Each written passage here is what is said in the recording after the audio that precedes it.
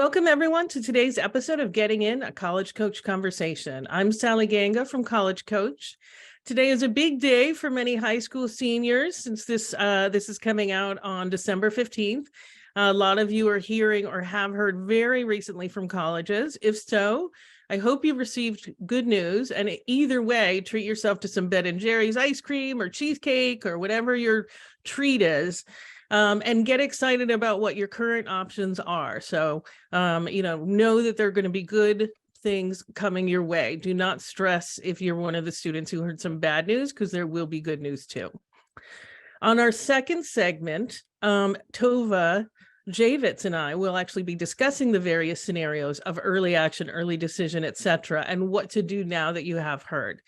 For the third segment, I'll be speaking with Anne Corriveau, Director of International Admissions at Boston University, about their supplemental questions for their common application and what the university offers to undergrads in general.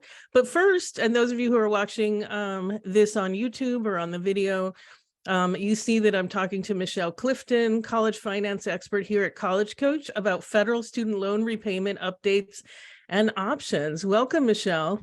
Thank you for having me, Sally. So this hasn't been fraught at all. I mean, it's like so straightforward. It's been pretty boring year. Yeah, like completely boring about what's happening with student loans. So I wish. Yeah, exactly. No, I know. I mean, every time people talk about it, I'm like, well, we'll give you the update when we know. Yep, Or I should say not me, but you and your team. So right. Yeah, so I think most of us heard, those of us who pay any attention at all, heard about the loan payment pause being extended again. So let's go ahead and start there. Yeah, that's a good place to start. So we were supposed to be gearing up for loans to actually finally go into repayment after December 31st. But since that one-time student loan debt relief is still blocked by the courts, the administrative forbearance, or what they often refer to as the loan pause, has been extended again for, I think it's the 8th time at this point. And this time it's not as clear of a timeline. It's not a specific date, so to speak. So they're saying that loans will enter repayment 60 days after the Department of Ed is able to implement the debt relief, or if they haven't resolved it by June 30th of 2023, then payments will resume 60 days after that, which will bring us to late August of 2023. So it sounds like the latest will be late August. Yes, as of now. Yep. Okay, so everybody should be thinking about that. Any sort of updates in general on it, on who's going to get relief, who's not going to get relief, etc.? Yeah, so the overall relief is completely blocked right now. Still, there's no applications that can be submitted at this point. But it was announced on December 1st that the Supreme Court will hear the arguments based on the courts in February, and the decision is expected in June. So just for a little flavor, the Department of Education has stated that 26 million borrowers applied for the debt relief, and 16 million were supposedly approved before the program was blocked. Now, of course, no debt relief has been processed through this program, but that's a lot of folks still holding out hope that some of their loans will be forgiven. Oh, listen, my partner's daughter is one of them, and it would make a big difference in her life if even 10,000 could be forgiven. So I am personally on the side of pulling for that to happen. So, all right. And I know there's something called the PSLF. I'm going to let you explain what that is, and that the limited waiver for the PSLF ended back in October, or did that get extended too? Yeah, that's a great question. So the limited PSLF waiver did expire as it was expected to on October 31st, and it wasn't extended. So just a little background, this was an opportunity for borrowers who were working towards public service loan forgiveness, but were in the wrong repayment plan because the program is very confusing. It was a one-year opportunity to try to make the program better. And it did for a lot of people, but it did expire. However, going forward, there's going to be another one-time opportunity for borrowers who are working towards either public service loan forgiveness or income-driven repayment forgiveness. And so let me explain what both of those are really fast. So public service loan forgiveness, most often referred to as PSLF, is for borrowers who work full-time for either a government or a not-for-profit organization and make payments under certain repayment plans on their federal direct loans. Now, after 120 months of payments or 10 years, any remaining balance is forgiven. So it sounds maybe fairly easy, but there's a lot of pieces to the program. And then on the other side, there's also income-driven repayment forgiveness, or IDR forgiveness. Now, this is for folks who don't work for qualifying employers for PSLF, but are using income-driven repayment plans. So basically reducing their monthly payments through an income-driven plan based on their income, but for a long period of time. So instead of just being in repayment forever on their loans, it gives them the opportunity to get forgiveness after either 20 or 25 years, depending on the plan. Mhm. Now, the problem with IDR forgiveness is that there's been no place where borrowers could track their progress on this. So I know I've been working with borrowers for a while now where, of X amount of months towards the required amount.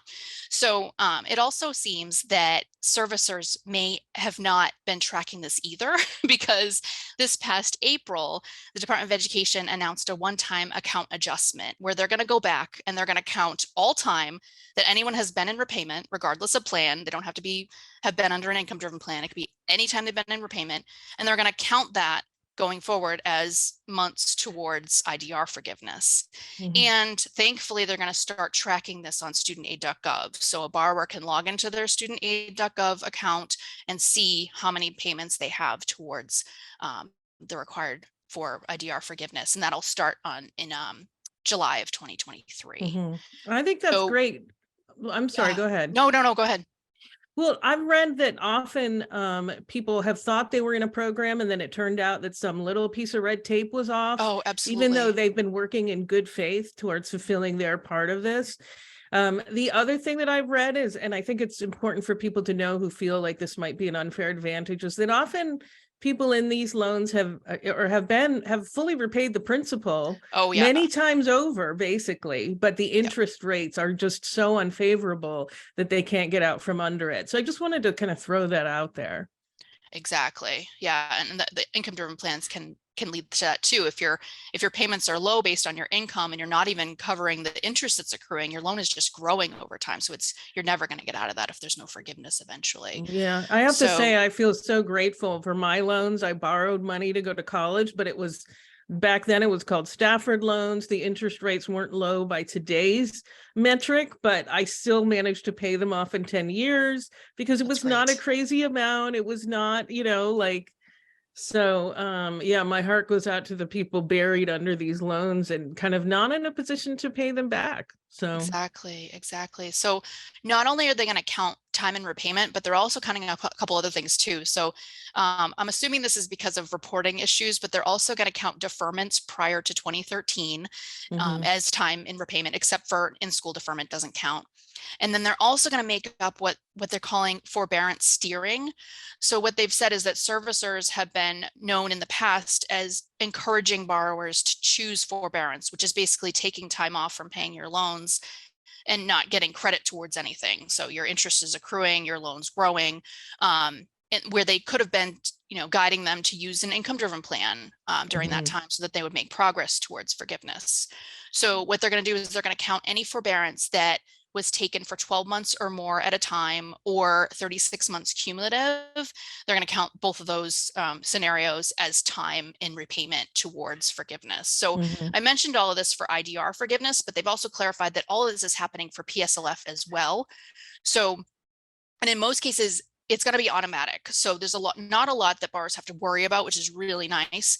But for someone who maybe still has other types of federal loans, like the old FFEL loans, which were prior to 2010, or Perkins loans. Those are still federal loans, but they don't qualify for this particular forgiveness. So they would have to consolidate. And if they do so by May 1st of 2023, then they will be included in this one-time account adjustment. So that's a really important date for those borrowers, and they can consolidate on studentaid.gov. And so I would say anyone who's working towards PSLF but hasn't submitted a PSLF form, which is kind of the annual application that you need to do, if that you didn't do so during the limited waiver, I would do so now, or at least by the springtime.